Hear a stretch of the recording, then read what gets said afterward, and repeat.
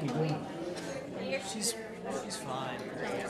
Thank you. Can we shut that door, or are they coming? They're coming in to celebrate the accomplishments of their fellow. Right. Just so sweet. It really is. They're a lot of camaraderie. Engines out there. I said, did you all come in the car? You know, Ski started that, and Fowler's going to continue to. Are you there too? That never so much better than that. I don't know which one. Listening. Other cities, some of the other cities, like their departments are so siloed, they don't talk to each other, and it's like they fight each other within their own company. It's like, we've got the same goal.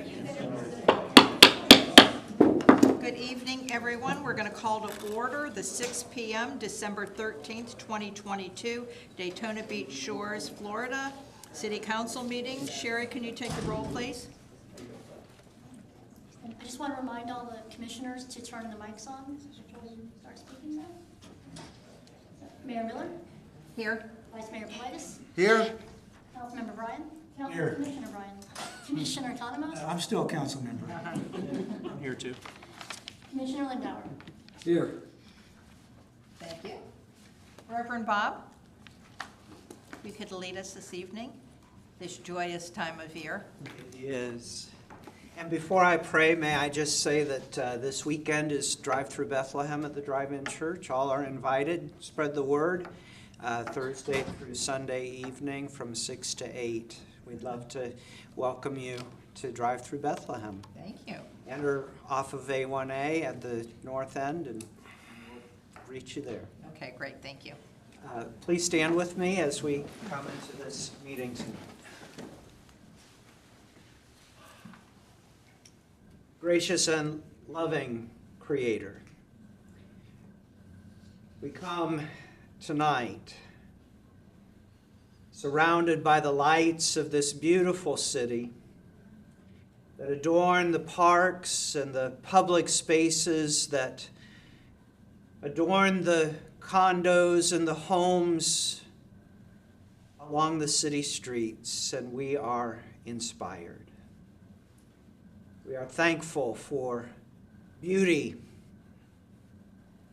but more than that, we are thankful for hope and joy and peace and love that these lights represent.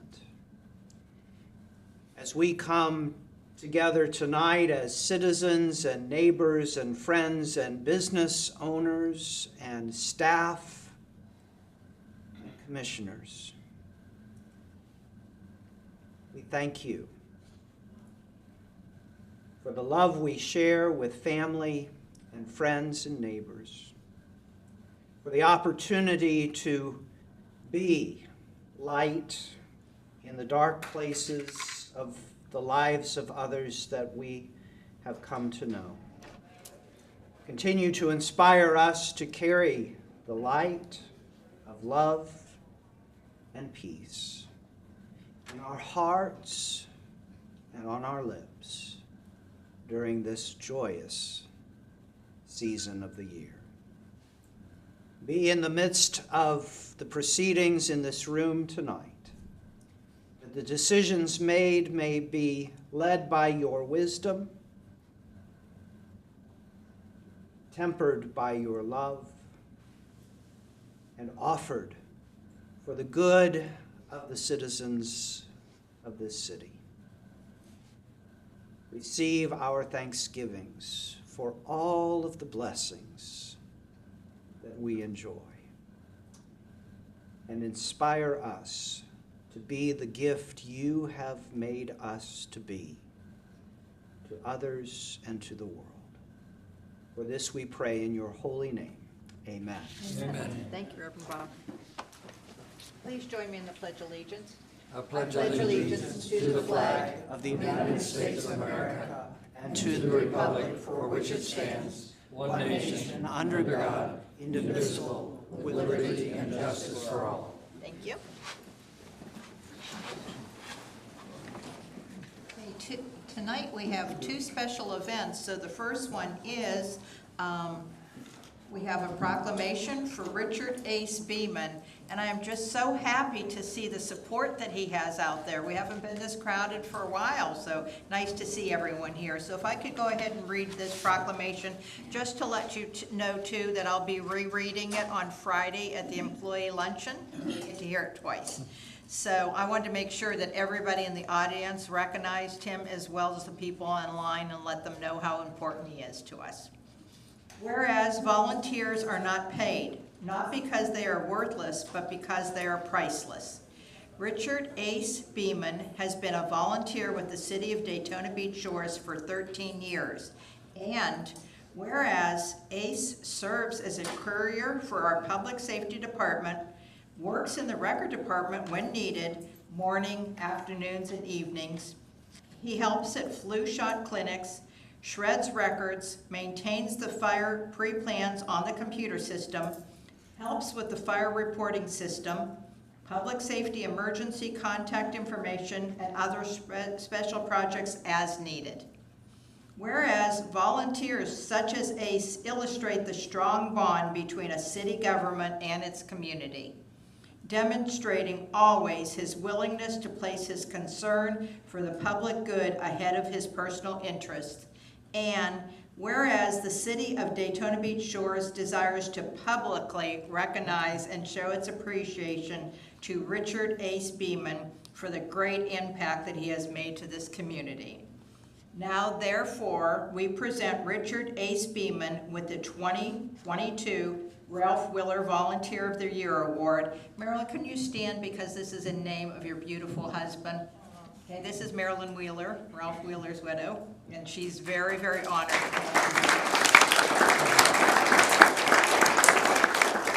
And we encourage all citizens of our community to pay tribute to this very special volunteer.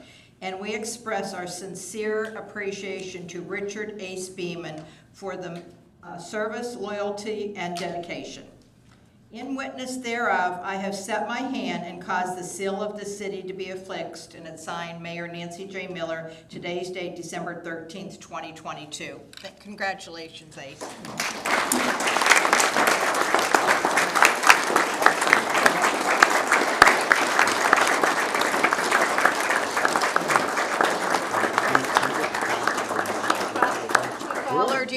Fowler, do you have a couple words you'd like to say? Thank you, Madam Mayor, Commissioners. I really appreciate this opportunity to tell you about what a great guy that Ace is. Ace, you see him around our department all the time, day in and day out, and he always has a smile on his face. As you can tell, he's loved. That's a huge turnout of our public safety department to show you how wonderful he is. I'm only going to tell you about one thing that he did, and he sets himself apart all the time. But during Hurricane Nicole this year, you know, we shut the city down so that our employees, our non-essential employees, can go home, prepare their homes so that they're ready to come back after the storm and get back into service. But Ace volunteered and stayed and ran our lobby throughout the entire incident, stayed, slept in our records division on a cot, kept the lobby open, passed out passes, passed out sandbags so that our community was better served. And that's just the kind of guy he is. And he's the kind of guy that would never ask for or expect any appreciation. So again, Ace, congratulations, well deserved.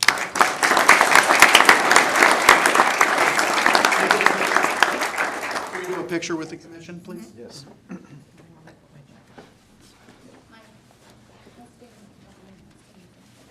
You want to sit in front? Stand behind. Come on. Trying to get behind. Can Richard move in too? Or? Come on. I'm not gonna bite you, Richard. Wait, no, don't get too close, because then Michael hides it. There you go.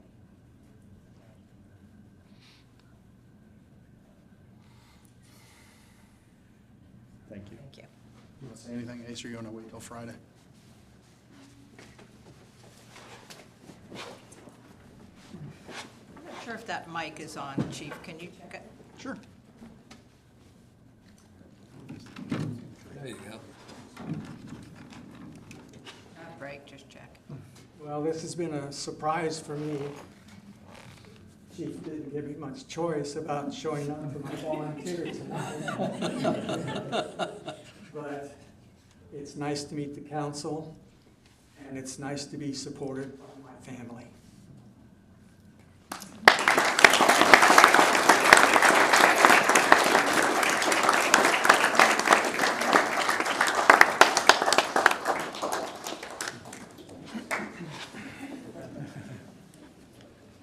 I know everyone normally leaves me at this spot. We'll wait until they exit before we go on. Thank you for coming this evening and showing your support.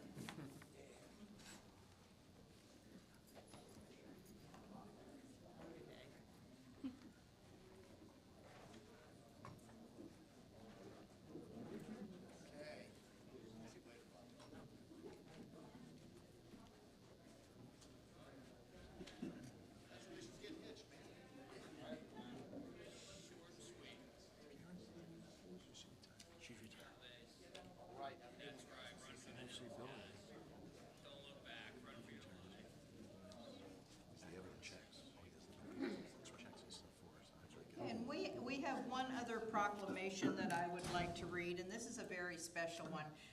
Again, tomorrow will be Billy Wheeler Day in Daytona Beach Shores. If you don't know Billy, she was on the city council at that time for several years, and then she is now on county council, and she will be retiring. She only has 2 more weeks, so January 5th she will be replaced. But I wanted to make sure that she knows how valuable she is. So again, I'm reading it tonight so everyone in the audience knows how much we care about her, the people online. But tomorrow I urge you to come to Coffee with the Mayor at 10 o'clock a.m. upstairs, and it will be a celebration. We'll have a regular meeting, and we'll go over, of course, some of Ian and Nicole, but the main focus of the meeting is going to be to honor Billy. So let me go ahead and read this proclamation. Whereas Billy Wheeler has dedicated a large portion of her life to this community and has demonstrated her deep and genuine love for this city through her continued involvement in numerous civic endeavors. And where Billy Wheeler served on the Daytona Beach Shores City Commission from 2010 to 2016 and the Volusia County Council since 2017, and whereas Ms. Wheeler has served as chair of the River to Sea TPO, president of the Volusia League of Cities, executive director of the Florida League of Cities, chair of the Tourism Development Council, director of the Florida Association of Counties and East Central Florida Regional Planning Council, and co-chair of the 2020 Complete Count Census Committee.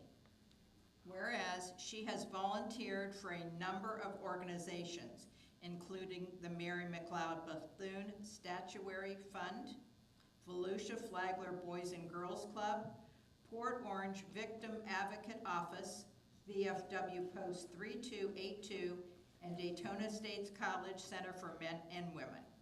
And whereas Billy Wheeler has served the city with distinction as City Council member, Parks and Recreation Board member, and Planning and Zoning Board member, demonstrating always her willingness to place her concern for the public good ahead of her personal interests.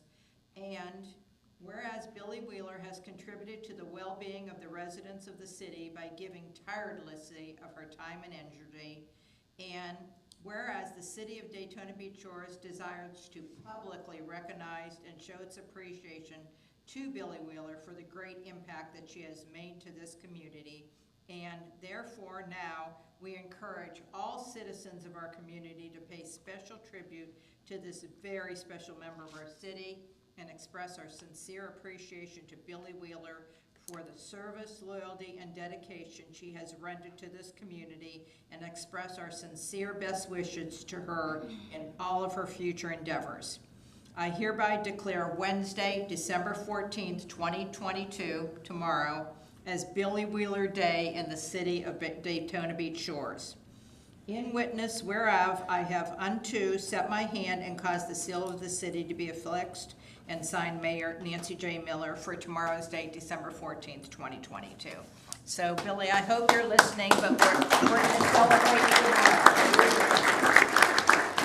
Okay, so now we're going to go on on to regular business, and that would be the approval of the city council minutes from November 7th, 2022. Do I hear a motion to accept those minutes as is? I move we accept the minutes. Second. Thank you. Any discussion on those minutes? Sherry, can you take a roll on that, please? Commissioner Lindauer, Yes. Commissioner Bryan, Yes. Commissioner Economos, Yes. Vice Mayor Politis, Yes. Mayor Miller. Yes, thank you. Okay, next, we'll go on to the city commission minutes of November 15th, 2022. Do I hear a motion to accept those minutes as is? So move. Thank you. I'll second. Thank you. Any discussion on the minutes? If not, Sherry, can you take a roll on that, please? Commissioner Lindauer, Yes. Commissioner Economos, Yes. Vice Mayor Politis, Yes. Commissioner Bryan, Yes. Mayor Miller. Yes, thank you. Okay, next we're going to go on to the consent agenda. We have 5 items on the consent agenda this evening. Do you hear a motion to accept those items without pulling any? I so move. Thank you. Second? Second. Okay. Any discussion on any of those 5 items? If not, can I take a roll, please, Sherry? Vice Mayor Politis, Yes. Commissioner Lindauer, Yes. Commissioner Economos, Yes. Commissioner Bryan, Yes. Mayor Miller. Yes, thank you. Next, we'll go on to the reports of our city attorney. We were hoping to have Becky here this evening, but instead we have one of the new associates. Can you just tell us, take a minute, tell us a little bit about your background for the folks that weren't here last time, introduce yourself? Sure. Commission members and members of the public, my name is Paul Waters. I have a long background in administrative law. I was a prosecuting attorney for the Construction Industry Licensing Board, and I was soon took over the job as chief attorney and then deputy general counsel. I was a division director where I ran the Florida Boxing Commission for several years. Afterwards, I was an agency head where I ran the agency of DBPR, which is the Department of Business and Professional Regulation. So when Governor DeSantis came to office, the typical, governors typically replace agency heads. So I moved back to Jacksonville, which is my home, and St. Augustine, and I was corporate counsel for a trucking company for several years. So here I am. Thank you and welcome. Sir. Welcome. Thank you. Attorney Waters, what report do you have for us this evening? Well, you'll find my report on page 78 of the agenda items. Number one, I'm just going to go through a few things that Becky and the staff went through since the last meeting. We handled several public records requests. We dealt with the opioid settlement, which was just approved on the consent agenda. We also adopted several portions of the International Property Maintenance Code and Ordinance, which I believe is on the agenda this evening. Yes. City hurricane response with posting of buildings, building safety evaluations, and also a non-conforming use relocation ordinance. And finally, a warranty dealing with the public safety roof. So, Madam Mayor, that concludes my report. Thank you. What questions do we have, Commissioner? I just wanted to know, I just read recently about the Walmart CVS opioid settlement. Sure. Are we sharing in that? Are we going to respond that we do want to settle? The settlement agreement, I believe, was just approved in the consent agenda. And it's my understanding that the city received around $8,000 a few weeks ago. And maybe the staff can correct me if I'm wrong. But the overall settlement with the Attorney General was about $215 million. And that was distributed equally or through a pro rata share of the counties and the cities. And the counties and the cities are to use that money for opioid-related remediation. Yeah, to date, we have received a little over $8,000. We will, at a future meeting, most likely be bringing back an agreement with the County of Volusia, because this money is supposed to be spent on programs and things like that. We had an agreement with them, but it didn't cover everything. So there will be an additional agreement where we would transfer this money to the county and they would use it in their larger pool of funds and resources. It will be under the guidance of that board that I believe we appointed. I think he's left. Reverend Bob, too. Any other questions? Any other questions, Commissioner? No. Okay, all right. Okay. Any other questions for our attorney? Okay, if not, we'll move on to the city manager report.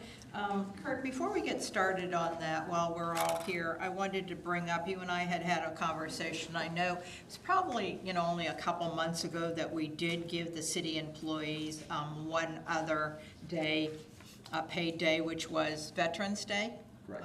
And there was a memo from our governor that they are getting December 23rd, I think it is, and then the Friday following. The Friday before. Okay.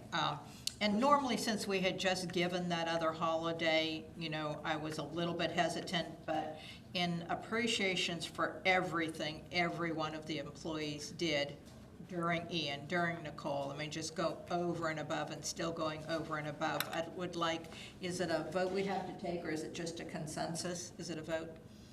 I think a vote would be good. Okay, well, first of all, I guess I need a motion to give that extra day.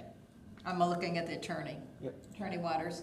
So what I'd like to do is normally the Friday, when the Christmas Eve falls on Saturday, Christmas Day on Sunday, the employees do not get a day off. So I'd like a consensus or a vote or a discussion with our council, our commission up here. What does that take? I believe just a motion Okay. would be appropriate, in a second, of course. Okay. Okay, I so move. All right. I'll second. All right, thank you. Any discussion on that day?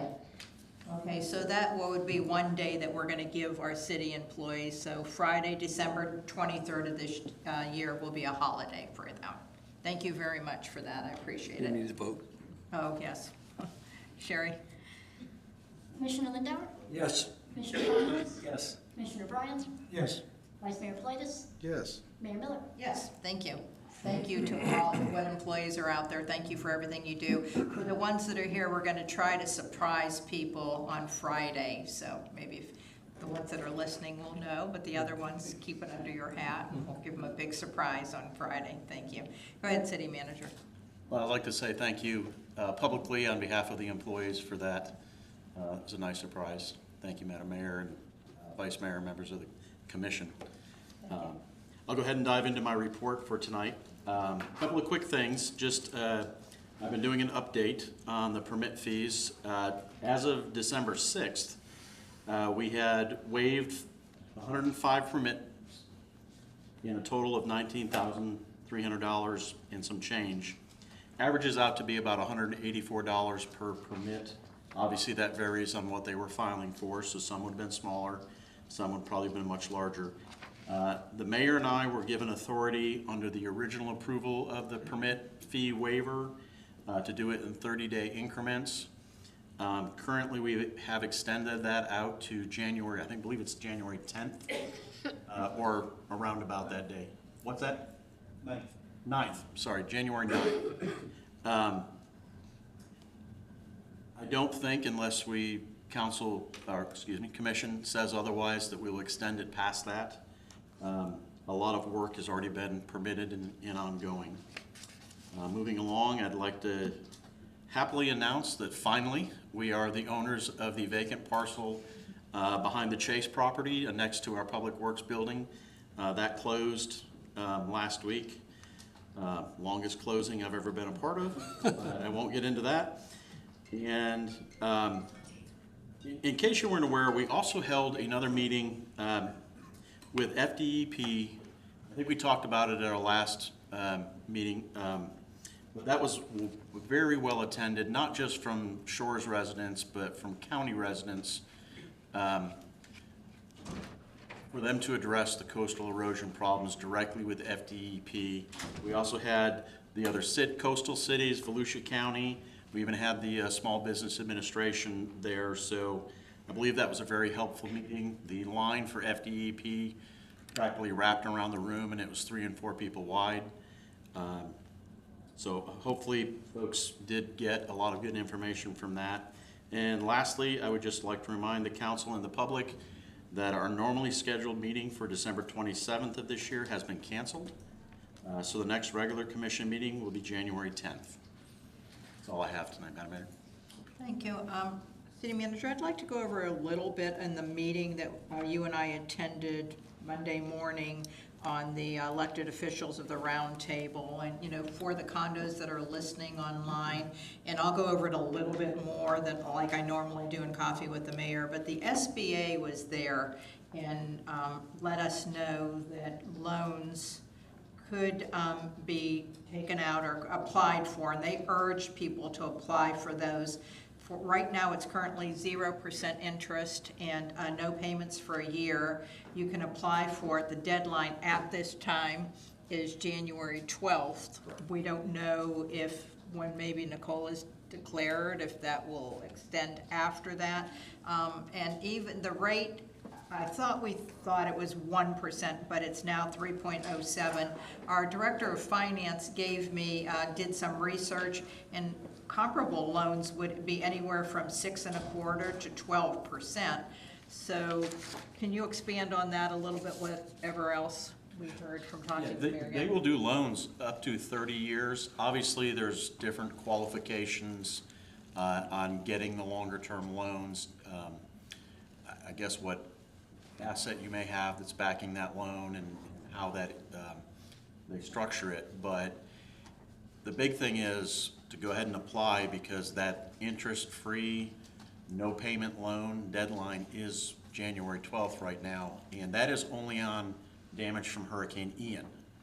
So if the president declares, let me say when he declares, for Nicole, they will probably do the same thing or just extend the deadline and make it eligible for Nicole damage as well.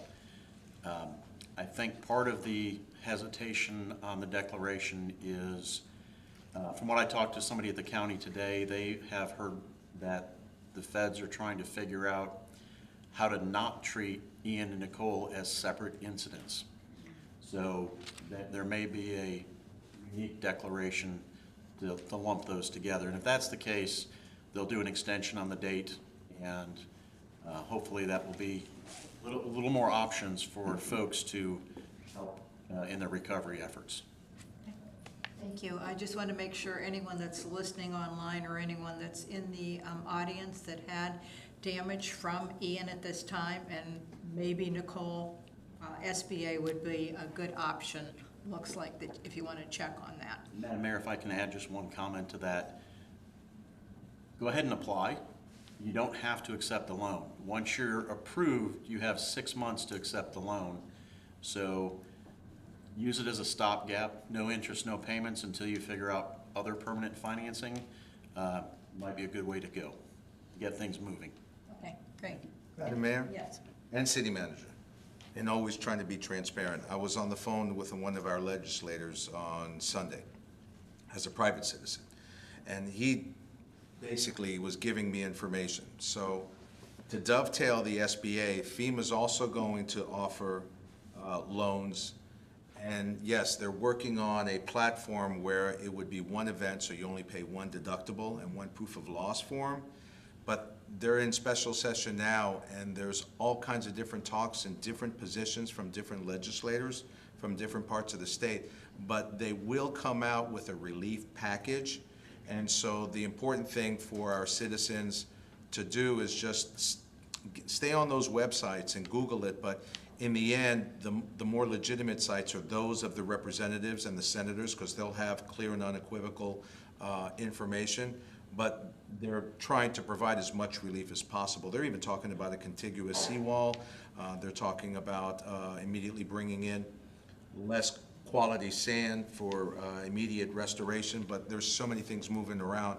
I just wanted to let you know I did speak with someone, and again, it was as a private citizen, and they were just providing me information, so I wanted to dovetail what you said. Thank you. City Manager, would you try to summarize the letter that we sent to, I know you have. I did not bring that with me, Madam Okay, Mayor. all right. So offhand. Well, but it was some of the things we talked about, the workshop, the request that more options on the sand.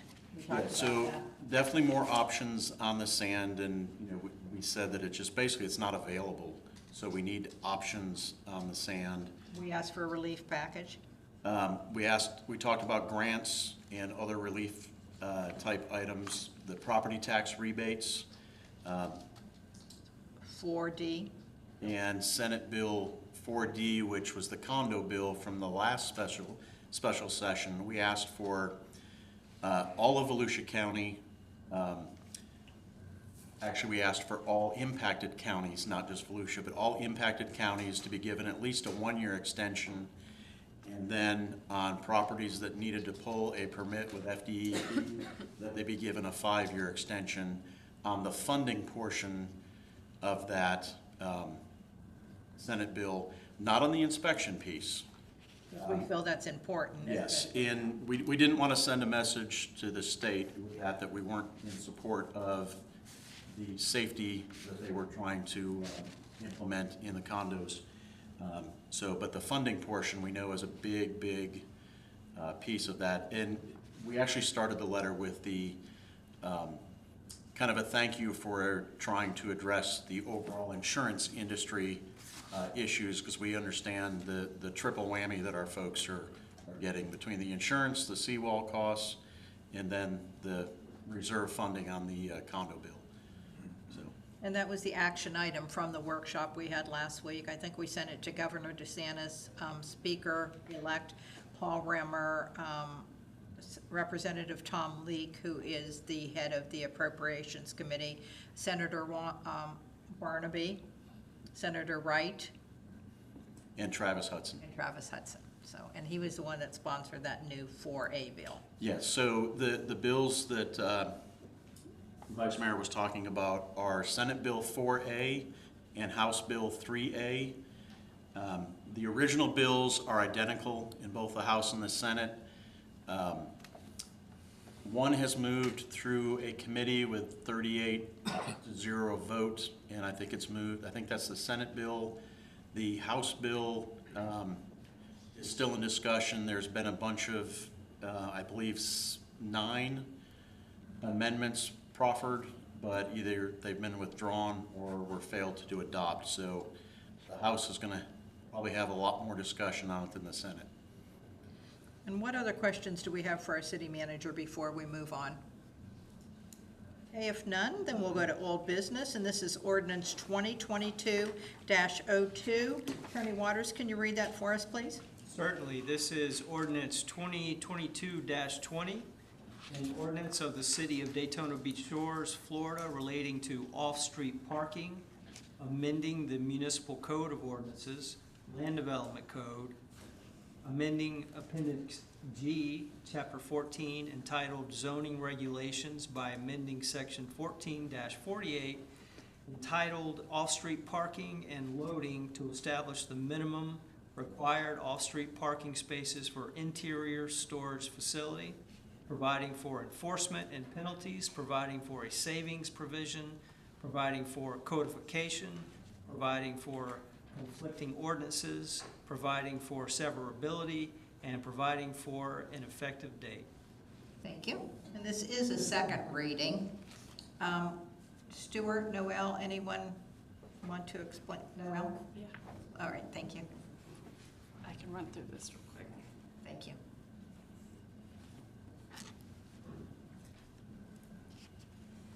Good evening, Commissioners, Mayor, Noel Eaton, City Planner. This is ordinance 2022-20. This is second reading. This is to amend the Land Development Code to provide the minimum off-street required parking for interior storage facilities. Our existing regulations were created in 2012 to create an interior storage facility use, and at that time, the current parking requirements for commercial storage facilities was adequate.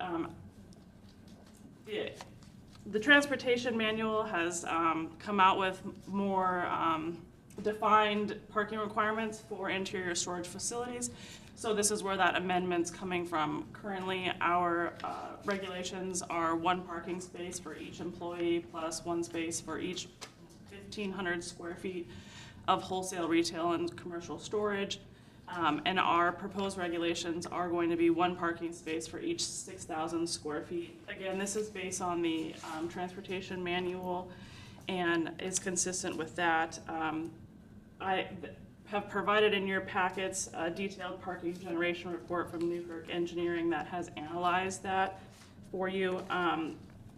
The Planning and Zoning Board held a public hearing on October 10th and recommended approval, and then City Commission held its first reading on October 25th. And it was approved. Yes. Any questions? Excuse me. Is there anyone in the audience that has anything to say on this? Yes, I'll accept a motion now. Okay. I move we approve 2022-20. As presented. Seconded. Any discussion? Sherry, can you take a roll, please? Councilmember Bryan? Commissioner Bryan?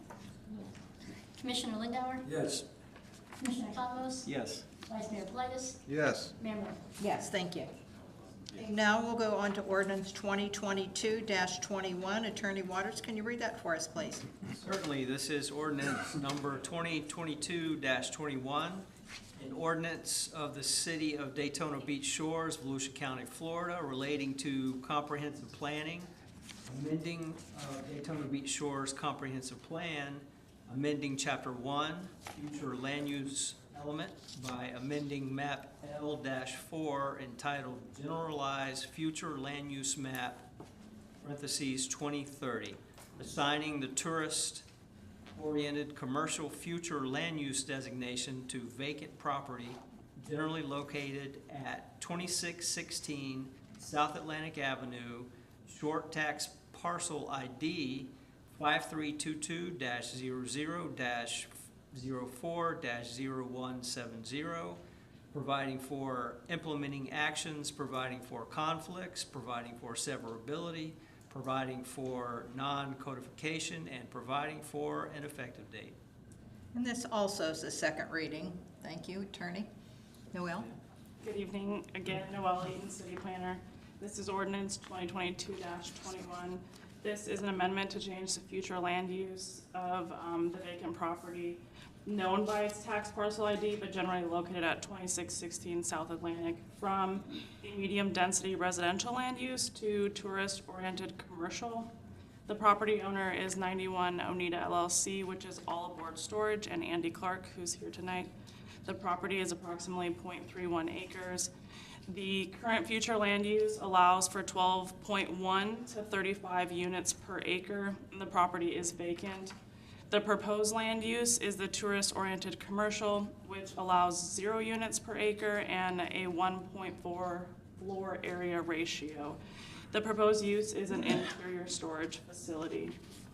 This is just a map of our land use map, showing on the left it is in the tan color as medium density residential, and on the right it's the tourist-oriented commercial, consistent with the surrounding parcels.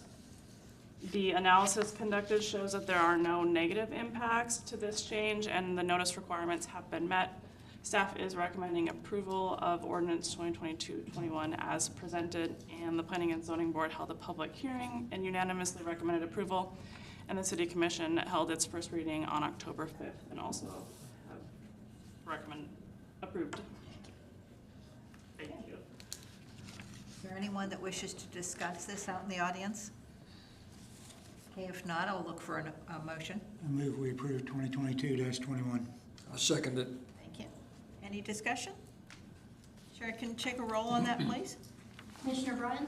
Yes. Commissioner Lindauer? Yes. Commissioner Thomas? Yes. Vice Mayor Blightus? Yes. Mayor Miller? Yes, thank you.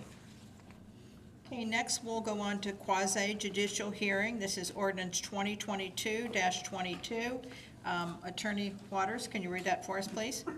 Certainly can. This is ordinance number 2022-22, an ordinance of the City of Daytona Beach Shores of Volusia County, Florida, assigning the GC-RD General Commercial Redevelopment District zoning classification to property generally located at 2616 South Atlantic Avenue, short tax parcel ID 5322-00-04-070, providing modification of the official zoning map, providing for implementing administrative actions, providing for non-codification, and providing for an effective date. Thank you, Attorney Waters. Okay, I will now, since this is a quasi-judicial hearing, I'll now open the hearing. Sherry, do you have to swear in? Thank you. So, anyone that wishes to speak regarding this particular agenda item, please stand and raise your right hand. Do you swear to tell the truth, the whole truth, and nothing but the truth during this hearing tonight? Thank you. Okay, and I would like to ask our commission, did anyone have any ex parte communication on any item? No, I didn't. No. No? Okay, and I did not. Thank you. We're ready for the staff presentation. Noel? Good evening, Commission. Noelle Eaton, City Planner. This is second reading of ordinance 2022-22. This is the second layer of the land use change. This is the zoning map amendment to change from the RMF multifamily residential district, low density, to the general commercial redevelopment district. It's the same information, the same property owner, and the current zoning allows for multifamily dwellings, duplexes, and townhouses. The proposed zoning is the general commercial redevelopment district, and the proposed entitlement is that interior storage facility, which is an allowed use in the district. This is a map of our zoning districts. On the left is showing the current zoning in the brown, the RMF3, consistent with the Sea Haven townhomes. And then on the right is the proposed zoning in the red, matching the GCRD district, consistent with the surrounding properties. The analysis shows in your report that the zoning criteria of section 14-66 is met and the notice requirements have been met. Staff is recommending approval of ordinance 2022 as presented. The Planning and Zoning Board held its public hearing on October 10th, and City Commission held its first reading on October 25th. Thank you. Okay, does the applicant have a presentation? No, I don't. Okay, thank you. Is there any public input in favor that anyone wishes to speak on? Okay, seeing none, is there any public input opposed? Also seeing none, I will now close the hearing. Is there any discussion that we need? Okay, if no discussion, then I'm asking for a motion, please. I will so move. Thank you. I'll second. Go ahead, Michael. No further discussion. Sherry, will you take a roll, please? Commissioner Economos? Yes. Vice Mayor Plitus? Yes. Commissioner Bryan? Yes. Commissioner Lindauer? Yes. Mayor Miller? Yes, thank you. Okay, we will now move on to new business. This is ordinance 2022-29. Attorney Waters, can you read that for us, please? Certainly, Mayor. This is ordinance number 2022-29, an ordinance of the City of Daytona Beach Shores, Volusia County, Florida, related to the temporary relocation of businesses with nonconforming uses that have incurred substantial damage as a result of Hurricane Ian and the GC-RD General Commercial Redevelopment District, providing for implementing administrative actions, providing for sunset provision, providing for savings provision, providing for conflicts, providing for severability, providing for non-codification, and providing for an effective date. Thank you. Okay, it's the Noel show tonight. Noel? Good evening, Mayor, Commissioners. Noelle Eaton, City Planner. This is ordinance 2022-29. This ordinance would allow businesses that have existing non-conforming uses to temporarily relocate to another property in the GCRD zoning district specifically, under certain conditions, which I'll go through in a little bit. This ordinance has been written to sunset after 2 years, meaning that the businesses has to return to its original location or cease to continue business at the new location. There is only one business that would qualify under this ordinance to temporarily relocate, and I will run through those conditions. As we all know, Hurricane Ian came through on September 28th and 29th and caused significant damage throughout the city. Specifically, the Papa's Plaza at 2518 South Atlantic Avenue sustained substantial damage to prohibit its occupancy. The owner of Jet Set Tattoo has requested that the city temporarily allow him to relocate to a property in the GCRD zoning district so repairs can be made at Papa's Plaza. The conditions of ordinance 2022-29 are on the screen above. I'll run through them. The business had to be a bona fide established business in the GCRD zoning district at the time of the impacts of Hurricane Ian. The business space or building is substantially damaged enough to prohibit occupancy. The business is not an adult entertainment establishment as defined in section 2.5-3 of the Code of Ordinances. The new temporary location is located in the GCRD zoning district. The business owner applies for and receives the business tax receipt issued by the city for the proposed new location, as well as applies for and receives a certificate of use from the city for the proposed location. And then again, within the 2-year sunset period, the business may be reestablished in its original location in the GCRD zoning district and maintain its nonconformity. Again, one business has been impacted by, this will qualify under ordinance 2022-29, and the notice requirements have been met. Staff is recommending approval of ordinance 2022-29 as presented, and the Planning and Zoning Board reviewed this ordinance at yesterday's meeting and unanimously recommended approval. And I am here if you have any questions, as well as a representative of Jet Set too.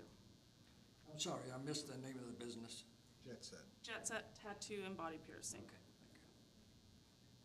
Okay, any other questions? Is there a deadline for applying to do this? This ordinance affects only one business right now, right? Right. Is there potentially other businesses that would be affected by this ordinance, or is it specific to that?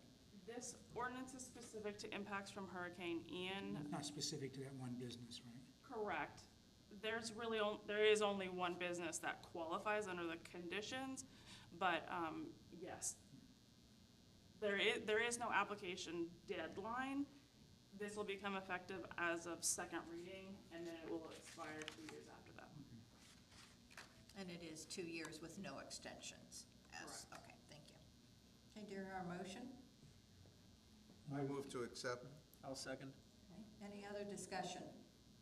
Madam Mayor, again, to be transparent, this gentleman that owns this business came to me at my office and brought his wife. This is his sole source of income. He's been in business for umpteen years at this location. Unless Gwen corrects me, he's never had a violation. Runs it very professionally. Very nice man. I never met him before, didn't know him. He was a friend of a mutual friend, and asked for relief. And I told him, go to city staff. They'll find a way to try and help you, but I can't make you any assurances. So I just wanted to be, like I said, transparent, let you know. And then also, he had called me several times, asking for relief with the same thing, not only for himself, but from his workers. Yeah. And I referred him over to Stewart and Noel. Very pleasant, very professional. Okay, any other discussion? Sherry, can you take a roll, please? Vice Mayor Politis? Yes. Commissioner Convos? Yes. Commissioner Bryan? Yes. Commissioner Lindauer? Yes. Mayor Moore? Yes, thank you. Okay, next we'll move on to item B, ordinance 2022-30. Attorney Waters, can you read that ordinance for us, please?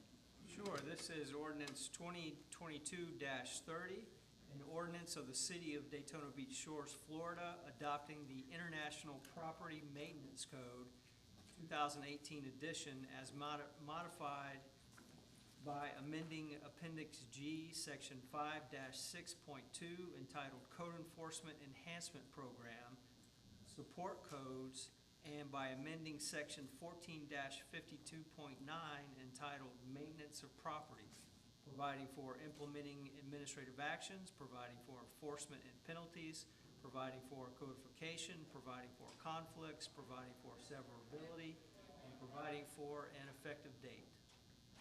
Okay, thank you. And we have staff, our code enforcement officer here to explain it to us. Thank you, Gwen. Thank you, Madam Mayor, Vice Mayor, City Commissioners. Gwen Herstein, Code Enforcement Officer Coordinator for the city. Ordinance 2022-30 would adopt the 2018 edition of the International Property Maintenance Code, which is the edition most jurisdictions in our state are currently working from. The 2018 edition coincides with the currently in-use version of the Florida Building Codes here in the city.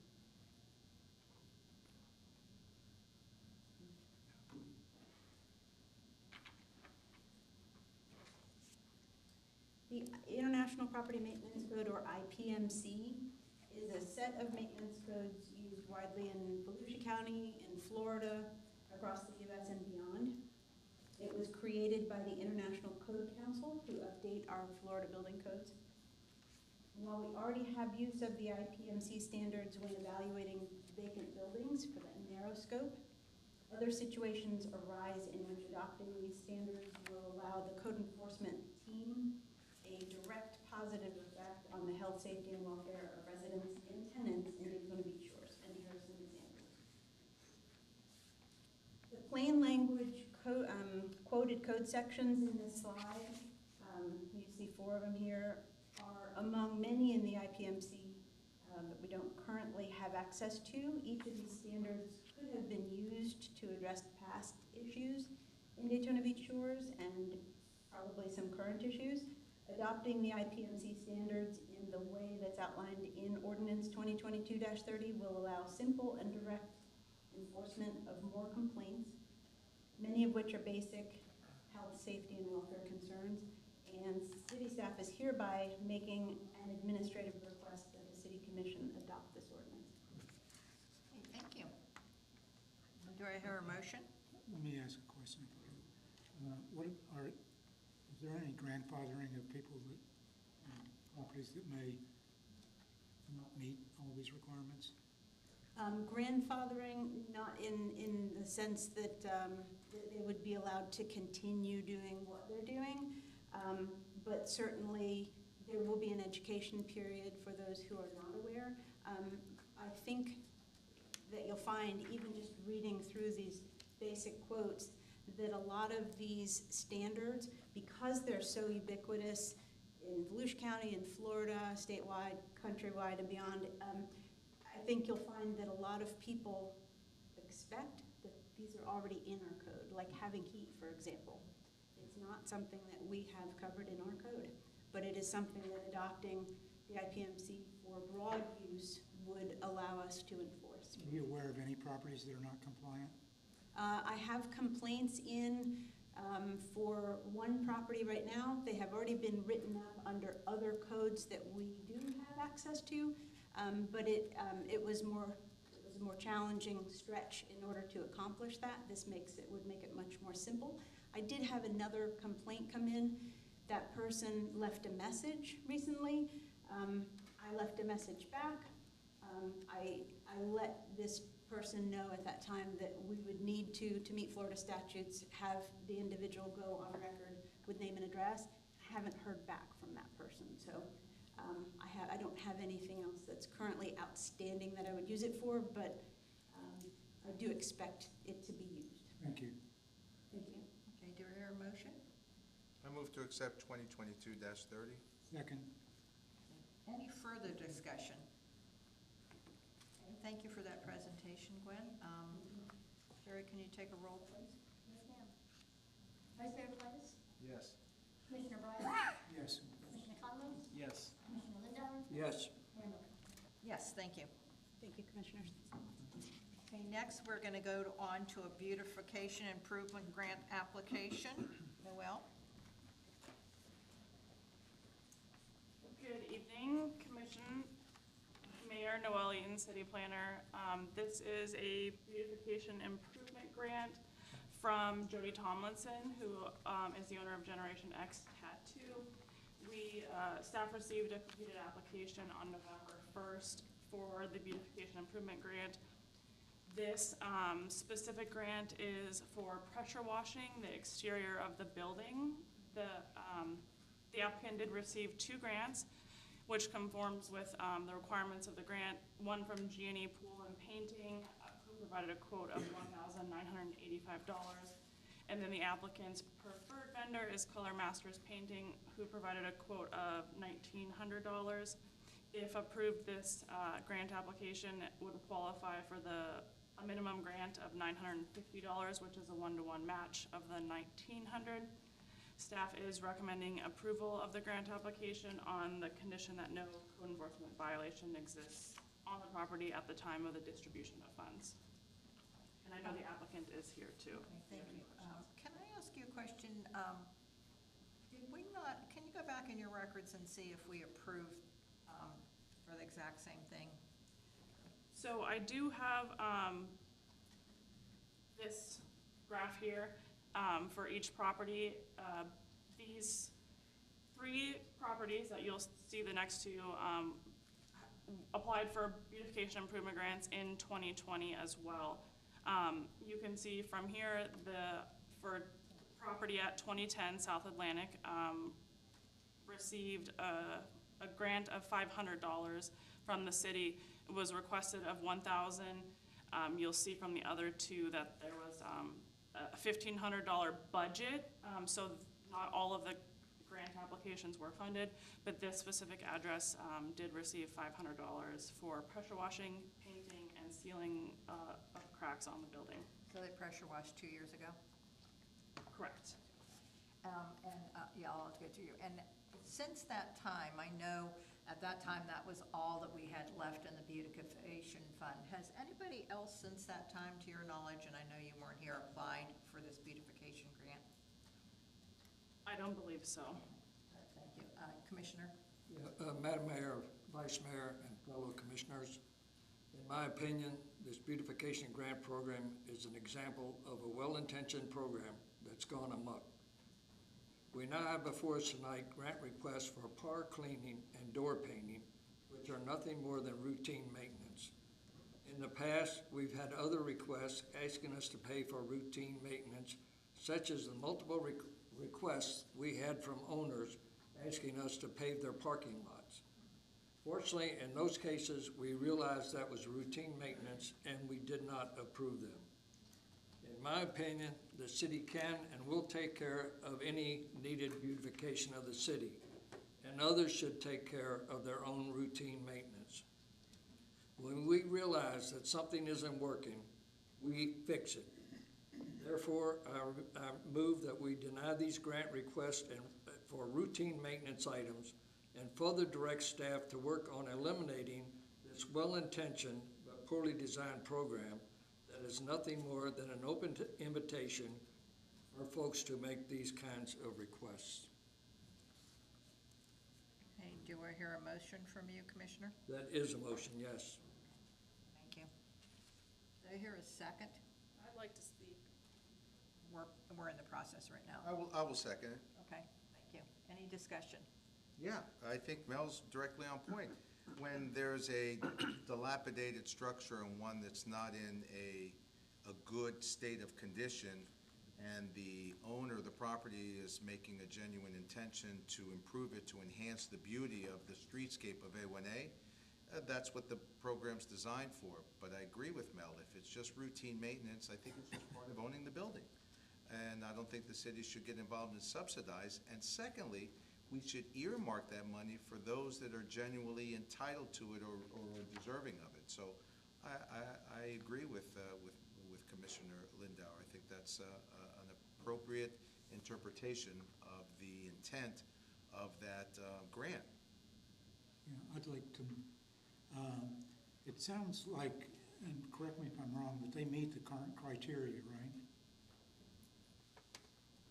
That is correct. So it sounds like maybe we need to change the criteria as well. That's exactly what I said, but in the meantime, we had requests for other things that we turned down. So it doesn't mean that we just have to continue It's discretionary. Yeah, it's discretionary. We don't have to continue to waste the city residents' taxpayer money on things that are routine maintenance. Any other comments, Commissioner Bryan? No, that's it. Madam Mayor, I'd like to hear from the applicant. Okay.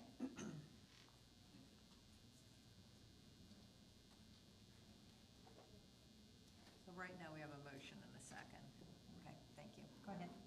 My name is Jody Tomlinson. I own properties at 2006, 2010, and 2016 South Atlantic. During the pandemic, I spent over $30,000 cleaning up the debris, salt, patching, fixing rebar on the 1950 buildings that I have owned. I'm the only person on the block that actually takes care of their buildings. I've been there since January 1997, and I applied for a grant that the building department told me was available. I only received back in 2020, I believe, $1,500 out of the 30,000 something I did spend. I do meet the criteria, and I'd like you to reconsider appropriating that money towards the grant that I filled out all the paperwork, jumped through all the hoops, got estimates, took pictures, and turned in, as well as Noelle taking her time to go over and submit and review my application. I am not rich. I work 7 days a week from 10 a.m. till 11 to 12 o'clock at night. I do not have a significant other that pays my bills or takes care of me. And I have dealt with the properties at 2008 and 2020 on each side of me that looks like heck, that has all kind of violations, and the property owners continue to leave them looking like that on each side of me. So I do my best to keep up my property, and we pick up their garbage. I do pest control and weed control around their buildings. I've blacktopped in front of their building twice. I've tented the whole plaza at my expense for termites. And I sat there and looked at Treasure Island for 17 years, all dilapidated and against code. And I would really like you to reconsider, because I've worked and lived in Daytona Beach Shores for a couple decades. Thank you. Thank you. May I ask a question, Madam Yes. Mayor? How often do you normally pressure wash your building? Excuse me. Every 2 to 4 years, depending on, I try to do it every year, but it's, we've had 6 hurricanes in the last 5 years. And, each one of my properties are under a different parcel. So I have to pay a separate deductible for each one. So I've paid a lot of out-of-pocket expenses, and, it's dark on our end of the street, either because of the turtles or FPL doesn't come and maintain their lights, even though we call on a regular basis that we need lighting. You can't see people on the sidewalk jogging, walking their dog, pushing their baby carriage, walking their children down to Congo River. It's dark on our end. And we're the only business on that end that's actually open at night. Now, did you say some of the issues were created by the hurricane that you want to alleviate with the pressure washing, or was this just No. built up over the last couple of years? Yeah. And, just we like to keep it nice, Any other questions for this applicant? I have a question for Gwen. Thank you. Thank you. Are there code enforcement violations at her neighbor's property? Yes, and both have substantial amounts of fines, but yes. We do have a lot The of. two properties that she was describing both have. Have we put liens on the property? We've done a lot of things on the property. We have a couple of outstanding accruing daily fines for the one just south of her. The other property was in a period of compliance. They are about to request a reduction of fines, but I have seen since the hurricane that they have basically started the cycle again. They're both vacant, the property she's So describing. those requests for reduction will go through the magistrate and then to us. If they decide to take that next step to come to you, then it will come to you as well. If he denies it, that's the end of it. If he approves it, then If he denies it or approves it, they have the option of, after he makes Escalation. a decision, they have the option to come to you. And we've had that happen Yes. before. Any other questions? no, thank you. Noel, I have another, oh, do you have another one for Gwen? No, not a question. Noel? So right now, we have 3,500 in this budget for the fiscal year. I believe we only have 3,000. That was a mistake. Okay, so it's 3,000, and this fiscal year will end next September?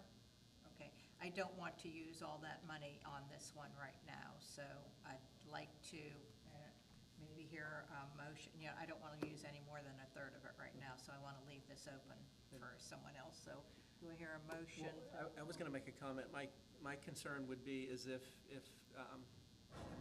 the applicant qualifies for the criteria and this program is open, staff is recommending this, I don't think she should be punished at this point. I agree, and with all due respect to Commissioner Lindauer and Vice Mayor Politis, I agree with everything they said, but again, that's not the applicant's fault, that maybe, you know, this might not be absolutely appropriate. So I would be inclined to vote in favor of the applicant getting at least something, maybe not $950, but something.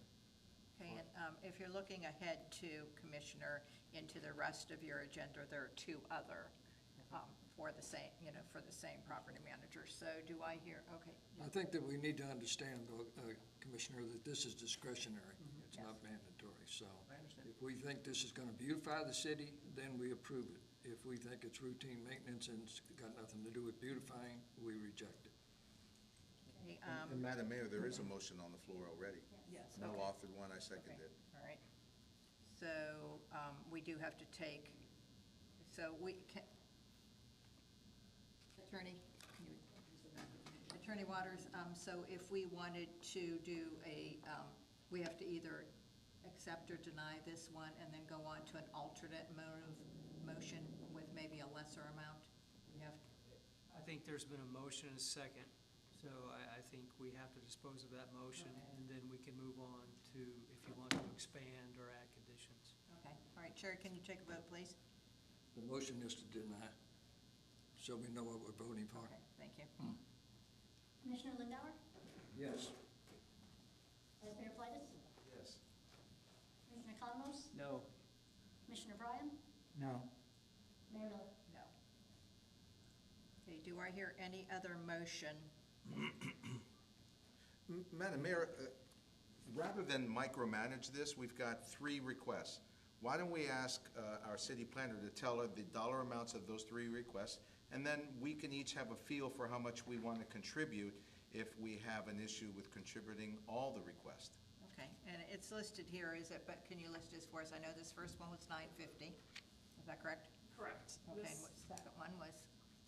The second one is for the painting. It's not for pressure washing. This is for 2006 South Atlantic.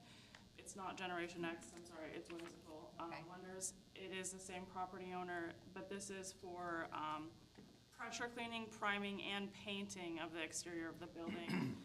It's the same 2 vendors that provided quotes, and the applicant's preferred vendor is G&E Pool and Painting, who provided a quote of $3,712.50. This is a matching fund 1-to-1 with a cap at $1,000, so this applicant would qualify for $1,000. And staff is recommending approval on the condition that no code enforcement violation exists. This is a comparison of the 2020 request. It was for pressure washing, painting, and sealing of cracks for, and this property was awarded $1,000 in 2020. The request this year is also for $1,000.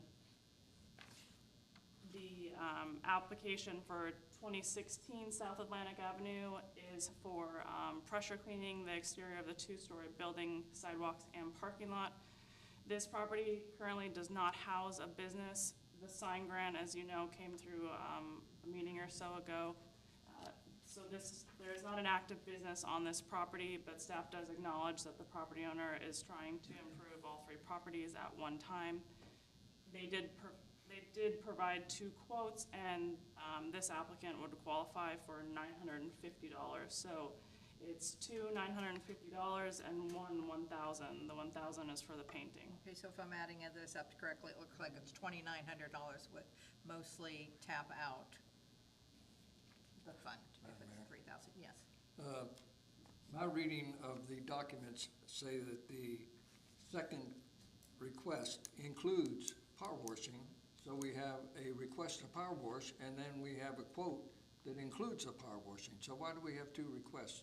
2 separate properties or not? Yes, no, the same property. No, separate.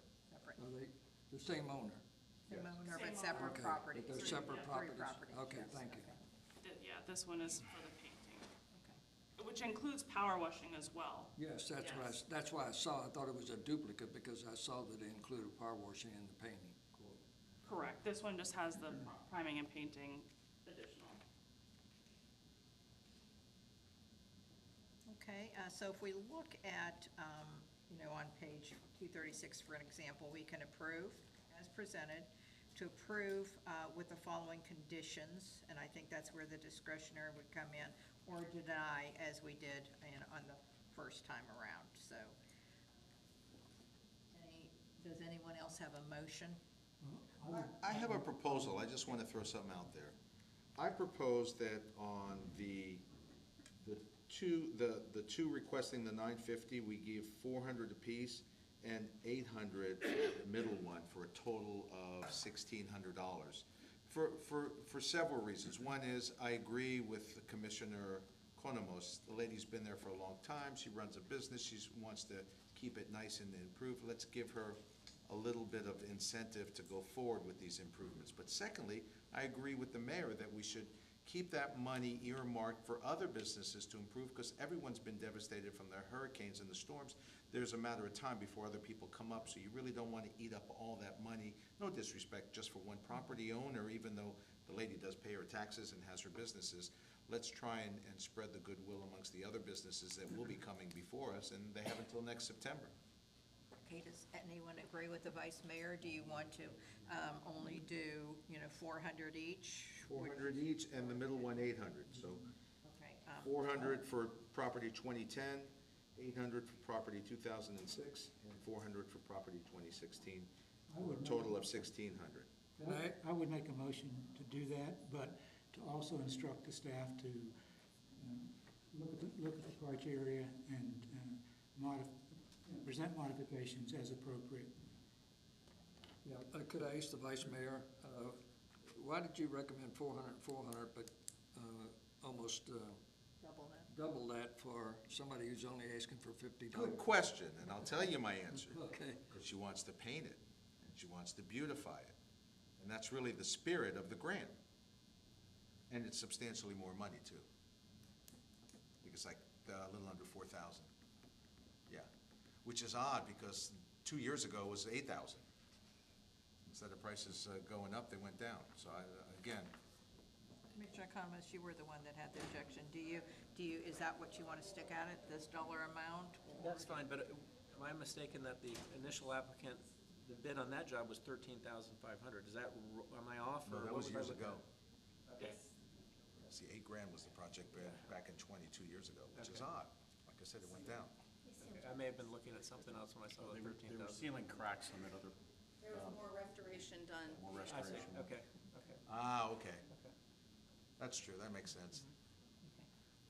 I was looking, and I can't make a motion, I was looking to spend half of it, so you're just Just a little. $100 over, so. She's a nice lady. Madam Mayor, I have a procedural question for the attorney, and I think that's why he's leaning forward. About the motion covers 3 separate agenda items. So if I may, Madam Mayor, We have a motion and a second to deny the application in item C, I believe.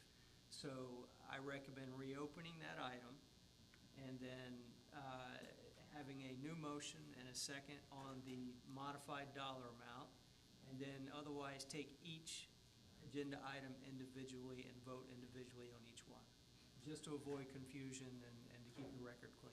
Okay, so we are reopening. I believe you voted on your recommendation. We already voted. We already voted. And then Okay. did not pass. So now we can author it. Well, here, I'll move to award $400 in grant money for grant application 120-22062, known as 2010 South Atlantic Avenue. I'll second. Okay, any other discussion? Well, in one of the motions, I'd like to instruct the staff to change, to look at the criteria. I think that's separate direction, Commissioner. You can provide that separately. Okay. Okay. All right, Sherry, can you take a roll on this one, please? Just to clarify, this is for $400 for our first beautification. Correct. Yeah, so the one ending in 2062. Vice Mayor Pelatis? Yes. Commissioner Conlon? Yes. Commissioner Bryan? Yes. Commissioner Lindauer? Yes. Mayor Miller? Yes. Okay, so next, we will go on to the next beautification request, and that is, I'll move to award that grant application 120-22061, known as 2006 South Atlantic Avenue, in the amount of $800. I'll second. any discussion on that? If not, Sherry, can you take a roll on that? Vice Mayor Pelatis? Yes. Commissioner Conlon? Yes. Commissioner Lindauer? Yes. Commissioner Bryan? Yes. Mayor Miller? Yes, thank you.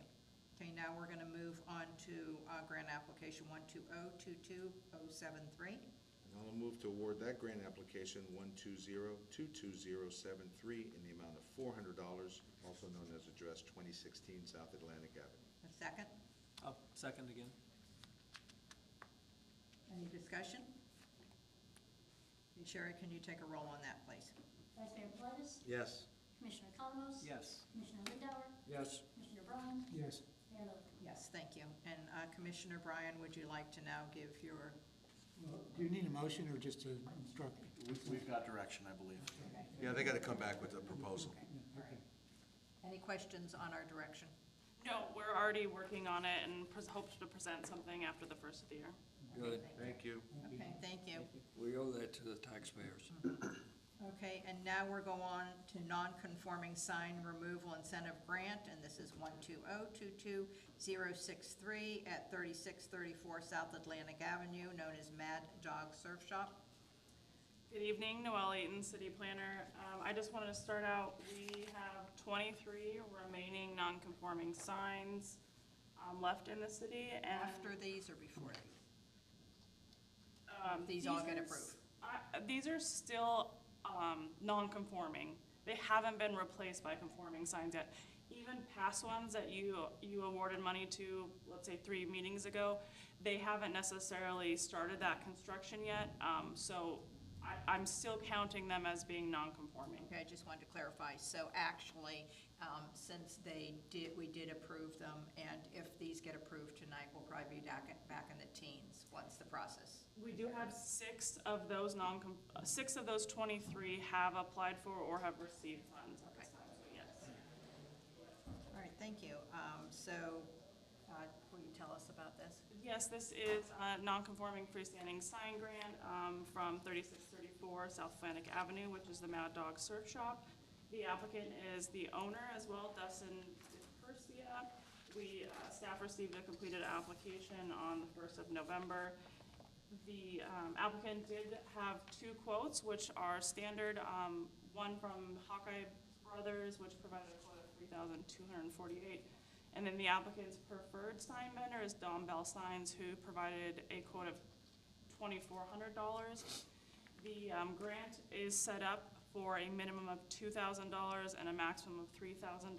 So this applicant does qualify for the minimum $2,000. The applicant does meet all the sign grant requirements, and staff is recommending approval on the sign. The new sign meets the requirements of the Land Development Code and sign standards, as well as no code enforcement violations exist at time of distribution of funds. This is the previous sign on the left and the proposed sign on the right. Probably why the bid is so low. You can see it's just lowering the sign to meet the height standards of today for 8 feet. The sign exceeds it today, so they're just lowering that sign to meet the 8-foot requirement max. All right, well, I'd like to start out saying, and I guess shame on us at the beginning, I mean, my intent was never that the city would pay for more of the sign than the applicant would.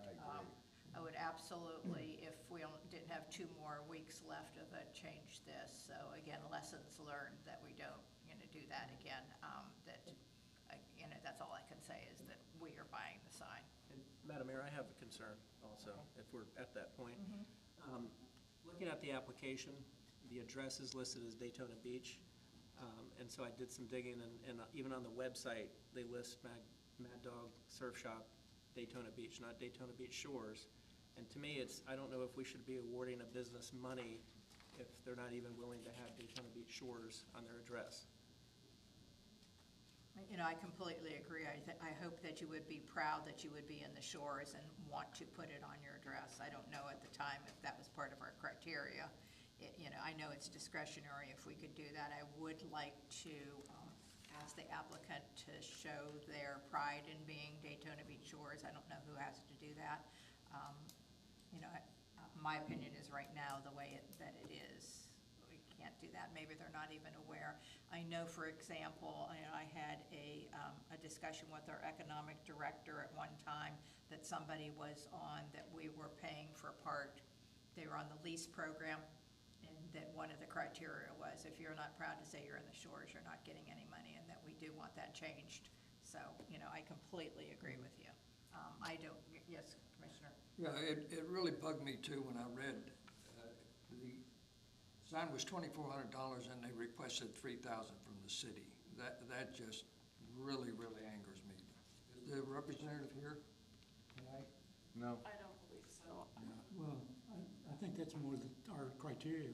No, the criteria has nothing to do with that. 3,000 is the max if you qualify for it. But he asked for 3,000 right after he stated that the request, or the quote was for $2,400. So he was asking the city to pay $600 more than the sign was gonna cost him. Did they meet the criteria? No, not for 3,000. That's what I'm saying. What was it for? I mean, It was for a sign. Okay, let's have everyone go through the chair, please. Who would like to speak What criteria next? did they meet? How much should they, by virtue of the criteria, how much money should they be qualified for? It's a 1-to-1 match with a minimum of 2,000, maximum of 3,000. So they would qualify for $2,000. 2,000. And I just want to, a lot of the applications that I received are not accurate in what they're requesting. So it still goes through the criteria of the grant program. And oftentimes, I'm not changing that number, I'm applying it correctly to the grant program, so. They can ask for whatever they want, whether it was an error or not. So right now, I mean, does the council, I guess I'd like, to piggyback on what Commissioner Economou said. Do you feel that criteria is enough to deny it because they're saying Daytona Beach instead? And Madam Mayor, and I'm not saying we should outright deny it. What I would like to do is make a motion to continue this and see if staff could maybe reach out to them and maybe just update their website, or their, and Daytona Beach, Florida. So again, I want to help our businesses, and I've been to Mad Dog before, and it's a very nice store. So I really don't want to deprive them, but I just think out of respect for the city, I don't think it's too much to ask that businesses here on the Shores advertise that. So I would actually move to continue this maybe to the January 10th commission meeting, and we'll look at it then. But I would also like perhaps staff maybe to reach out to them to see if they can make some of those adjustments. I second it. Noelle, you had something you wanted to say? Is this on their website? I just want to make sure I know, okay. So if you look at, now they may have different locations. There's actually one that even says Port Orange, but the one with this address says Daytona Beach. Florida, so not Daytona Beach Shores. So, and then their application, and, you know, police, they're honest, you know, he was honest in doing this, but he flat out put Daytona Beach, let's see, Daytona Beach, Florida, so not Daytona Beach Shores. Okay, so I have a motion and a second. Do you have something else you want to add? I do know that these are new property owners that have taken over. I believe the old owner passed away, and they are taking over to try and keep the business. Okay. Thank you. So we have a motion right now to continue this to January 10th. We have a second. Any other discussion? No, I don't think any of us have any problem with granting the non-conforming signs thing. It's just a case of, as he said, we want this to go to our businesses, not someone who Well, doesn't we do even. have a problem with we're paying for the sign, but, Well, we can always decide to offer less. We don't have to give the requested amount. And when that comes up, I'll be championing something much less. okay, thank you. All right, so we have the motion, and any other discussion? No? This doesn't have to be part of the motion, but I would request that the staff look at recommending a change to the criteria. Well, we only have 2 more weeks, Commissioner.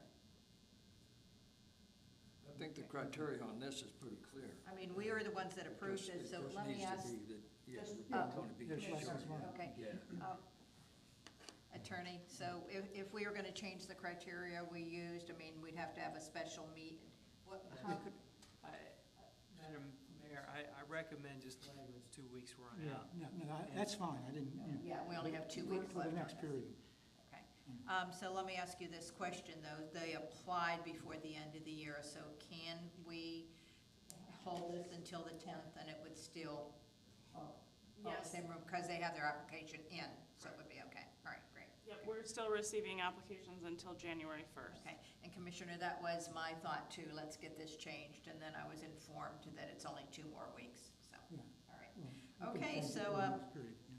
Sherry, ready for a roll, please? Yes, ma'am. Commissioner McCondell? Yes. Vice Mayor Flores? Yes. Commissioner Lindauer? Yes, this is to. Continue. Continue, yeah, continue. Yes. Yes. Commissioner Bryan? Yes, Mayor Miller? Yes, thank you. And, you know, if someone can give direction for the reason for the continuous, Yes. thank you. Okay, next we're going to go on to non-conforming sign removal grant 120-22064.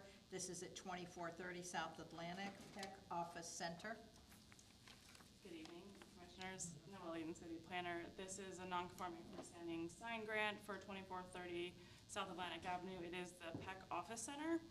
The owner is Peck Limited Family Partnership, and staff did receive a completed application on November 2nd.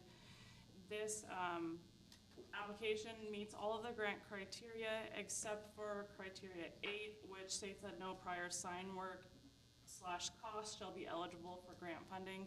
If you haven't driven up that way yet, the new sign has been installed and does meet the sign requirements. Looks and very has nice. Been permitted.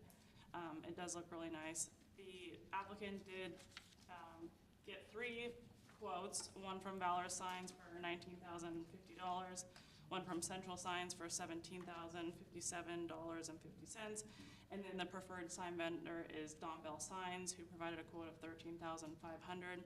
The matching funds for this, if the applicant qualifies for $2,025, and staff is recommending approval that the sign meets the conditions of the Land Development Code and sign requirements, and that there are no code enforcement actions prior to distribution of funds. This is the previous sign on the left, and then the proposed sign on the right for the office center. Okay. Any questions for Noel? Madam Mayor? Yes. So, Madam City Planner, the new sign has not been constructed. It's up and running. It's up and running, okay, that's what I understood. It is pending a final inspection. I think they had some electrical issues in the field, and so it has not been finalized out yet. It is pending final inspection. Thank you. Madam Mayor.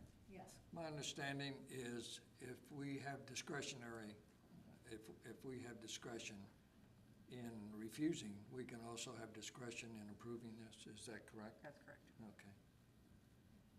Okay, so, The fact that they don't qualify because it was already done prior, okay? Technically, it's not done yet.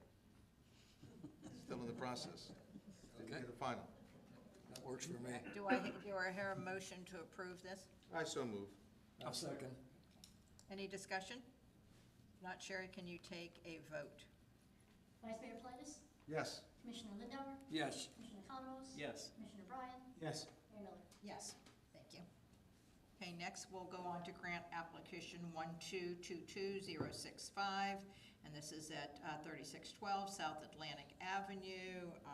And this one is another one, not as blatant as the first one, but we're actually paying more than the applicant. Is that correct? Did I do my math correctly? That is correct. This is a non-conforming freestanding sign grant for 3612 South Atlantic Avenue, which is Sharice's Salon. The owner is Sharice Wentz, formerly Graham.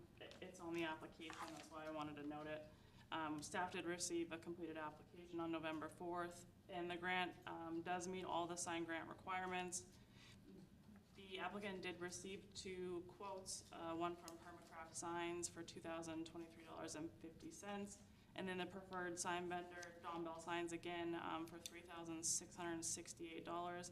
This applicant qualifies for the minimum $2,000.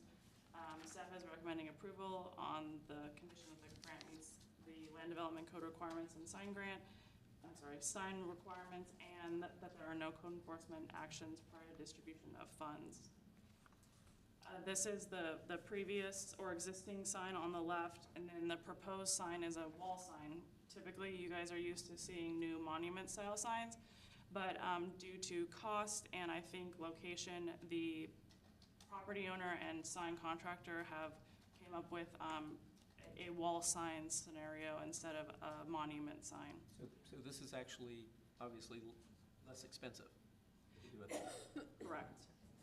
And does that cost, well, so I know right now this is one that was damaged by either Ian or Nicole, I'm not sure which. So does this encompass removing all of what we see here on the left? Correct. It would remove the non-conforming sign. Okay, all the way down to the base? Correct. Okay, and one stupid question on this, if she would have taken the lesser of the two, would she have paid $23 and we would have paid $2,000?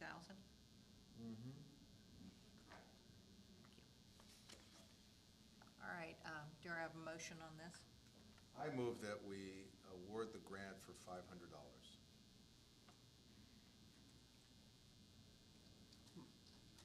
Again, it's a certain percentage that I believe is fair, that gives incentive to become conforming, but doesn't become, in my opinion, where the citizens are paying for the new sign. I think, and that's what I feel, and I'm around 20%. That's how I did it with the other one. The other lady gave a little bit more, but I'm thinking we should cap it out at 20%. And that's my recommendations to staff, along with what Commissioner Bryan had stated. But as to this particular motion, I move to grant the application for only $500. I understand the reasoning, but again, this option is less expensive, correct?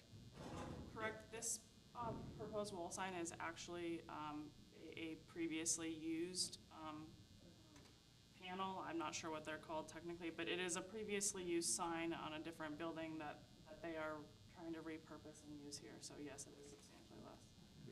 So if she had wanted a monument sign, obviously the cost would be more. Correct. Okay. Would the applicant qualify for additional funds as well? What do you mean additional? Rather than 2,000, qualify for 2,000, if it was a monument sign, would the person have qualified for more than that? It could have, depending on the cost, could have been up to $3,000, depending on the cost. So by this option, it seems like not only is the business owner saving themselves money, but obviously the city's contribution is going to be less as well. The city's Contribution is a minimum of $2,000. Correct. But it could have been up to 3,000. correct. It's still the one-to-one match. Anyway, I move that we grant it in the amount of $500. Do I hear a second? Could I make a comment, Madam Mayor? Yes.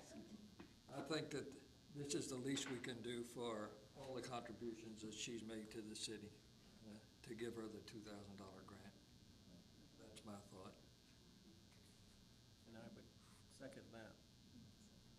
Can I make it, when can we change the criteria? We can't because we only have 2 weeks No, left. but we can change it in 2 weeks, right?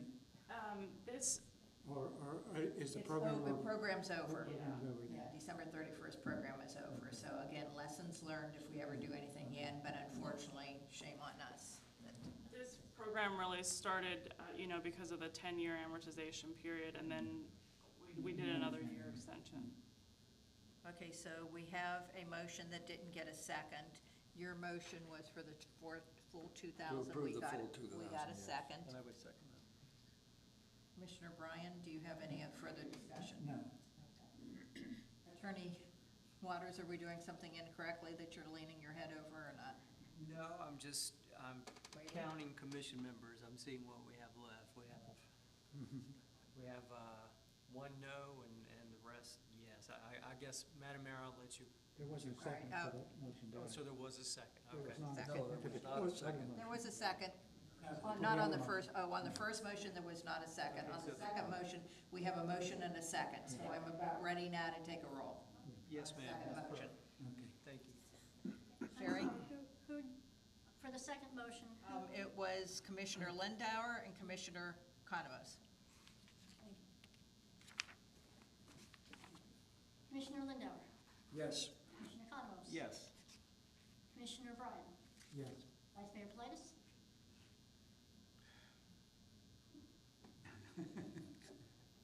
You know, this is a very sweet lady. First of all, I'm gonna say no. I'm gonna tell you why. I find it hard that a $2,023 sign, $2,000 is gonna be paid by the city. No, that's not the one we approved. That was my question, Vice Mayor. This one's $3,068, $3,658. All right, then you know what? I'll make life easy. I will say yes. I got scared with that first quote. I'll be honest with you. Mayor Miller. Yes. Thank you. Okay, we are on, we only have 2 more left. Non-conforming sign, application 12022-069. This is at 2328 South Atlantic. Noel? Good evening, Noelle Eaton, City Planner. This is a non-conforming freestanding sign grant for 2328 South Atlantic Avenue, which is Fratelli's Pizzeria. The applicant owner, Francisco Taveras, submitted a complete application on November 18th. The application meets all the sign grant requirements, and 2 sign quotes were provided. The applicant's preferred sign vendor is Al Signs, who provided a quote of $14,058. This applicant qualifies for matching funds of $2,109, and staff is recommending approval on the condition that the new sign meets the requirements of the Land Development Code and sign standards, and no code enforcement action exists prior to distribution of funds. This is the previous sign. I have previous because it's no longer standing. It was damaged in a hurricane, and the proposed sign on the right, this is a rendering. The address will be added at time of permitting as well. Again, it has to meet the requirements of the Land Development Code, but this is the proposed sign. Noel, I have a question, neither here nor there. Do you happen to know, was their sign insured, that they'll be getting money from the insurance along with this grant? I am not aware of that. Any questions for Noel? If not, do I hear a motion? I move that we approve the grant. I'll second. Any discussion? If not, Sherry, can you take a roll? Commissioner Lindauer, Yes. Commissioner Bryan, Yes. Commissioner Conomos, Yes. Vice Mayor Politis, Yes. Mayor Miller. Yes, thank you. Okay, and the last is 12022-070 at 138 Beachcomber, Cherry Hill Ice Cream Cafe. Good evening, Commissioners. Noelle Eaton, City Planner. This is a non-conforming freestanding sign grant for 138 Beachcomber, which is Cherry Hill Ice Cream Cafe. The applicant is Camille Sikora, and the property owner is Janet Ivanhoe. The applicant submitted a complete application on November 21st, 2020, and the application does meet all of the sign grant requirements. They did provide 2 quotes. The applicant's preferred sign vendor is Permacraft Signs, who provided a quote of $12,780. and this applicant does qualify for the minimum $2,000. Staff is recommending approval that the new sign meets the requirements of the Land Development Code, and that no code enforcement violations exist prior distribution of funds. This is the previous sign. They did have some copy damage and a little bit of structural damage, I believe. And then the proposed sign is on the right and does meet the requirements. Any questions for Noel? I have a question, but it's not specific to this. After the deadline, are we going to start code enforcement? I think we extended it a little bit. We gave them a little bit more time. I think it was going to start in April. As far as the application goes. The deadline to have the non-conforming sign removed is in April of this year. And so we'll be sending out notices and reminders to those remaining property owners that have non-conforming signs to just give a nice gentle reminder that the deadline's coming up, and if not, then they'll face consequences that are allowed under the law. And there, as far as the application period for the grants, that's shut down. December 31st. And That's this year. we're not going to do anything more. If we decide to do anything more, that's when we need to change the criteria. The council has a day one extension already. It would be up to the council if they wanted to do anything further. Okay. Thank you. Do I hear a motion to accept? I move we accept it. I'll second it. Okay, any discussion? Yes, just one question. Is this the applicant, the tenant, or the owner of the building? It's the tenant. Okay, thank you. Okay, Sherry, can you take a roll, please? Commissioner Bryan? Yes. Commissioner Lindauer? Yes. Commissioner McConomos? Yes. Vice Mayor Plius? Yes. Mayor Miller? Yes, thank you. Okay, we are now going on to council comments. Madam Mayor, before we move on, and Noel's still at the podium, so you indicated that there was a certain amount of money left in the grant fund, correct? Was that 3,000 and change? You're talking beautification or grant? Oh, I'm talking for the signs, for the non-conforming signs. Is there a certain dollar amount left, or is that unlimited? I'm not, there is a budgeted amount. I'm not sure what the remaining is. And you're not close to exceeding that, where you have to do proportions, okay? It's the beautification that you had a limited amount of money, correct? Correct, and I believe that minimum 2,000, maximum 3,000 was to stay within that remaining budget. Director Irwin, do you have anything to add to that? Do we have a budget? We do have a budget. And what is the budget and how close are we? For that, Madam Mayor, and I want to say it was like $50,000. And do you happen to know where we're at in relationship to that? We were looking at, because we've got enough for the grants that we have currently. We're looking at probably about 13,000. All right, Thank you. Thank you. All right, now we'll go on to council comments. Commissioner Bryan, there's two things I wanted to ask you about. First of all, we had tasked you with the seawall, the fact-finding for that. But I wanted to ask you, you haven't given us an update, Noel, on TPO. Are you still attending those meetings? Yeah, I'm still attending. Okay, in person or? No, I've been attending them virtually. Okay. Do you, I would prefer, because COVID is over, someone goes, if you feel that you aren't able to do that, should we maybe reassign someone else to that? I don't care if you reassign it, but if you would prefer that I go, I'll go. Okay, all right, yeah. I just think now that COVID's over, that more collaboration. And then next time, if you could give us any updates on it. Then also, I know you were on that task force with the structural wall. Can you give us any updates, or is it a little too soon? It's a little too soon. I had hoped, and the questions that were asked at this last meeting on Monday were very good questions. They want to know, how tall should our seawall be? And there's two things. There's what's prudent for engineering and what's, what the actual regulatory requirements might be.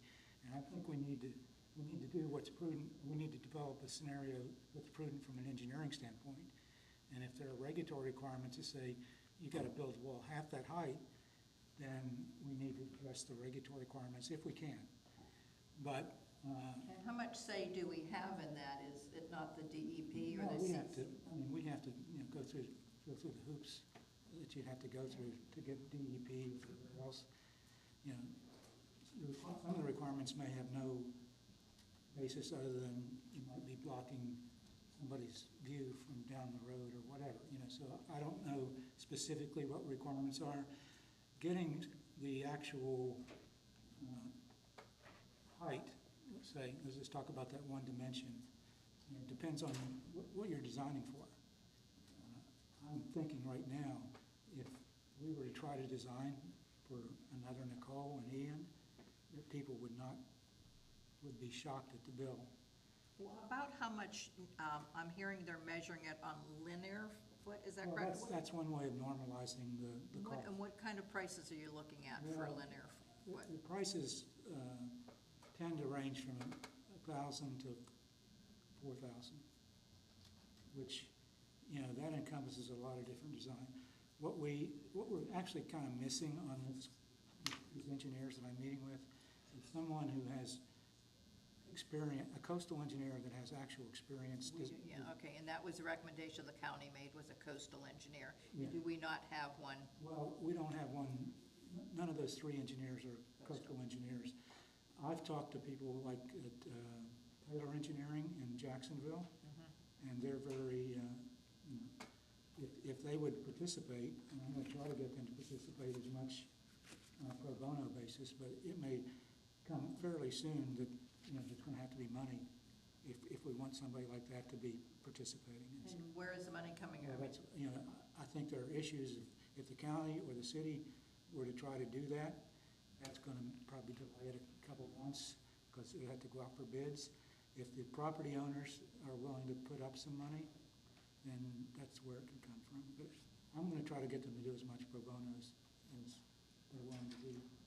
Okay. Anything else that you want to add? I think that's pretty much it. Thank you. Commissioner Lindau? Yes, I'm glad to hear that staff is working on modifying the requirements, because I don't want to have to go through this over and over again. I think that our definition, your definition of what constitutes beautification of the city, it's something we need to consider in the regulations, so that we don't come up to this where we're arguing that is or isn't. But I think that it should be clear that we're spending the taxpayers' money, and the taxpayers should get a benefit from it. And I do not see how somebody power washing their driveway or painting their building even, we could take this to, the logical conclusion is, we can beautify 80 homes in our townhomes, and is the city gonna put money up for that? Because it's a beautification thing. So I think that those kinds of things are routine maintenance and should not be put on the taxpayers. And I think that anything you look at should say, is this really beautifying the city? And also look at whether the program is even needed, where if we need something to beautify the city, that we appropriate the money and we do it. And I think that that is, to me, that's the logical way to do it. Is the city determines what's beautification, beautification, and funds it. Okay, thank you. And I just want to remind everyone, again, please try to attend the Coffee with the Mayor tomorrow so we can honor Billy Wheeler. Nancy, is there any events coming up between now and January that we need a reminder on? Just remember too, this is the only city council or commission meeting we're having this month, so happy holidays, Merry Christmas, stay safe. Mayor, may I ask you a question for legal purposes? If we want to come to the meeting, the Coffee with the Mayor, does it have to be noticed? For about the past 4 or 5 months, we have noticed the meeting, so there is no issue coming. Oh, okay, so we, okay, And great. Sherry will be there taking notes, is that correct, Sherry? Yes, ma'am. Oh, So that's thanks, fine, thank great. you. We spoke about the beautification process, and a few meetings ago, I had mentioned about a beautification committee, pardon me. And I think Madam Mayor had indicated that the city used to have, excuse me, a beautification committee in the city, and I think it's something we particularly need in the northern part of the city, but I understand Hurricanes Ian and Nicole have kind of put that on the side. At some point when priorities get back to normal, if we could revisit that. And what Commissioner Lindauer said, I believe he, again, I don't totally disagree with Commissioner Lindauer about what beautification is. Not necessarily pressure washing or painting a building, but more landscaping, that type of thing. So when we do get back to normal, I would like to see that committee resurrected at some point. And again, as Madam Mayor did, I would also like to wish everybody a happy holiday and Merry Christmas. Thank you. And so noted on the beautification, I think we did say that I think that was before Nicole and Ian, we'd said we would discuss it at the beginning of the year, but we'll still try to do that. Thank you. Vice Mayor? Thank you.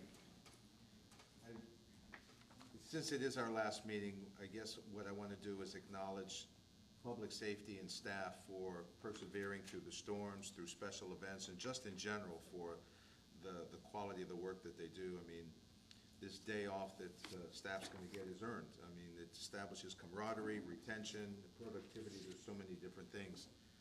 To dovetail Commissioner Bryan's scenario about the seawalls and beach restoration, a lot of things are going to happen this week. So again, for the citizens to stay tuned, and let's hope that the legislature will come up with something that's common sense and reasonable, and we can hopefully get back to a normalcy with our beach and accommodate our guests. But yeah, I too want to wish everyone happy holidays, Madam Mayor, my fellow commissioners, city staff, and more importantly, the citizens. It's a wonderful place to live. We've endured a lot of heartache this year and a lot of devastation, but we'll come together as a city, and the staff will address all the needs of our citizens, and God willing, next year will be a better year. Thank you. Okay, I don't have any audience comments, any forms. Is there anyone that would like to speak? Okay, if not, we'll go on to items recommended for the next agenda. I think we'll have the one non-conforming sign that will come up again. Anything else that we want? Okay, if not, then this meeting is adjourned.